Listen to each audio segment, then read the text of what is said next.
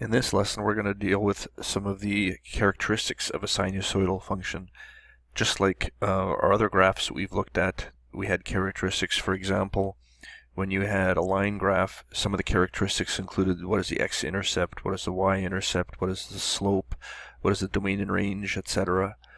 The sinusoidal graph also has specific characteristics that are significant. Okay, so here are some of them.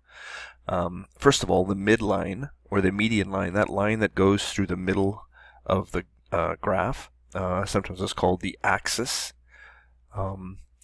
You'll see that coming up in graphs. Related to the midline is what we call the amplitude. If you think about the midline, and how far is it from the midline to the highest point, and from the midline to the lowest point, that's what we call the amplitude. Okay, it's how far it is from the midline, the distance the curve is from that midline. Okay, and then the third characteristic is the period. The period is the length of the shortest interval in which the wave repeats itself. So what I usually do is I look for where the midline is, and I look for where the graph starts at the midline going up. And so then I want to see where is that happening again. Well, here it is on the midline going up again. So that's why this is the period. Okay, so usually a period of the sine graph is 360 degrees, but it will change as we look at different graphs. You'll see that. So let's look at an example here. This graph is the number of hours of daylight in Winnipeg. So I've got the graph and the equation for you, and we're going to highlight two things here. First of all, it says over 3 years. If you think about a year being about 365 days, you can see that here is our period from here to here. And then this would be the second year, and this would be the third year. Okay? And you can know, it would also make sense that most sunlight in the day would be somewhere in the middle of summer, middle of the year. So let's answer some of the questions. This is, what is the minimum and the maximum value? Okay, well, the maximum value looks like it's about 16. Okay, and the minimum value looks like it's about, we're going to say that's about 8.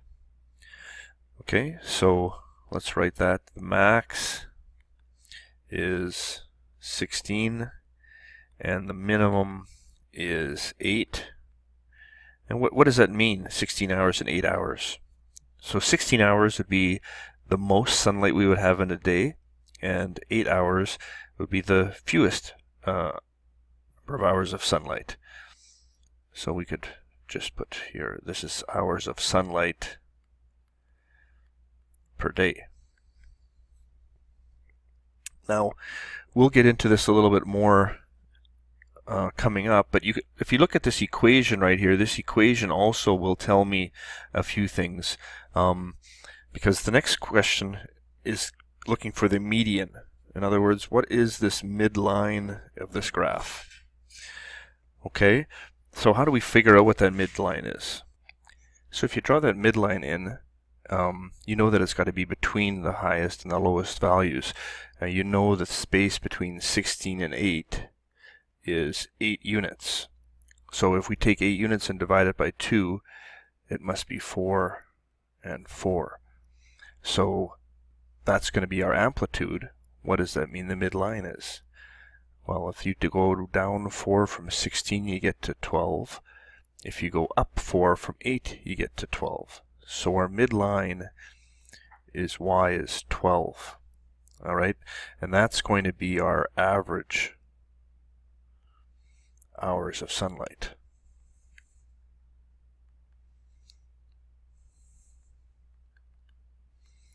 And as we already wrote, the amplitude is 4. What is the significance of that? Well, I guess that's how much the hours of sunlight vary from the average. Okay.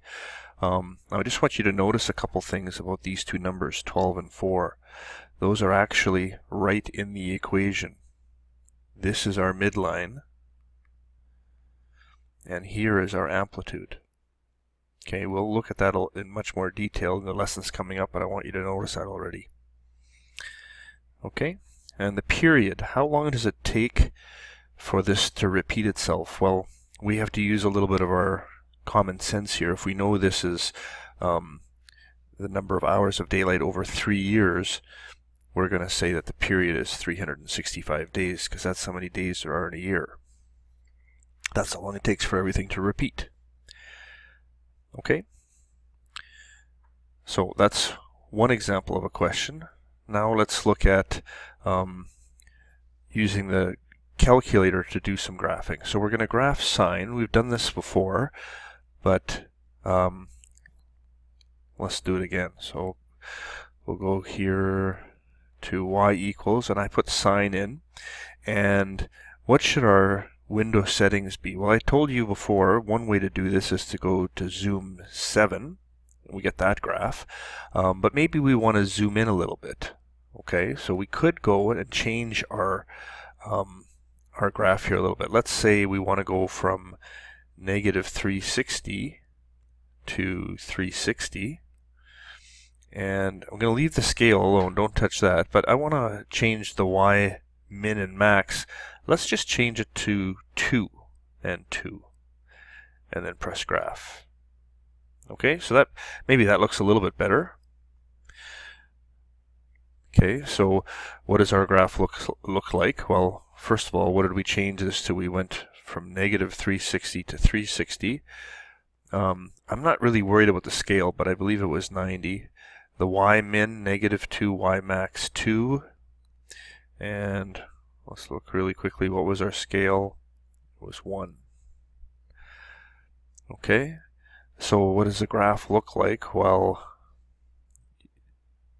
you can look at your calculator a couple of times, but I know that these are some of the values that we had. So this, if this is 1 and this is negative 1, I know I've got a graph that looks like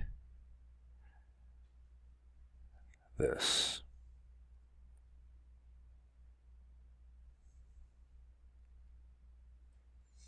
Oops, I got it upside down.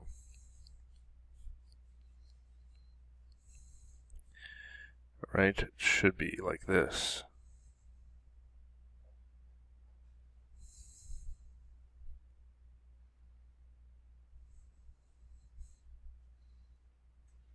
Okay, so that's in degrees. Now let's change this to radians. So this is a little bit trickier. So what is negative 360? That's going to be negative 2 pi. And what is this? We're going to go 2 pi. You can see it changes it into decimal right away. Okay. Then we'll leave this, and I'm wondering if this is going to work. I think maybe what we first need to do is we need to go to mode and we need to change this to radians.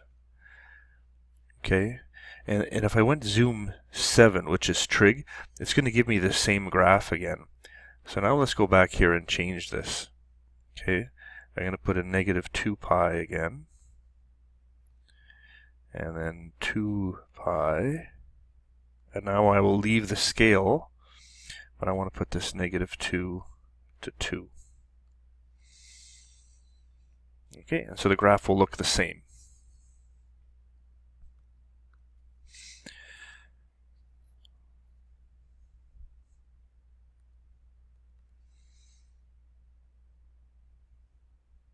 Oops.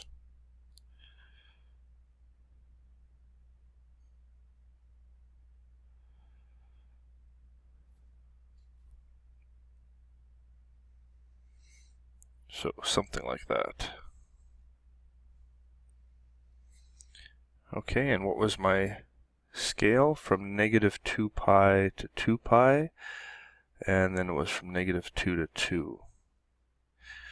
We'll just quickly look what was in the scale. It was 1.57 and 1. Okay, so what is the domain of the sine graph? Well, whether we look at radians or degrees, the domain is always going to be negative infinity to infinity, because this graph actually does go on forever in both directions. The range will be from negative 1 to 1. The median In both cases, the midline is y equals 0. The amplitude is 1. The period, well, it depends if you're in degrees or radians. The period is 360 degrees or 2 pi. That's how long it takes to repeat itself. Okay, what are the x-intercepts? Well, there's lots of them. So here's what I'm going to do. I'm going to go dot, dot, dot. I have negative 360, negative 180, 0, 180, 360, and it continues like that. Okay, or I could change this to radians and say dot, dot, dot, negative 2 pi, negative pi, 0, pi, 2 pi, dot, dot, dot. Okay, what is the y-intercept? In both cases it was 0.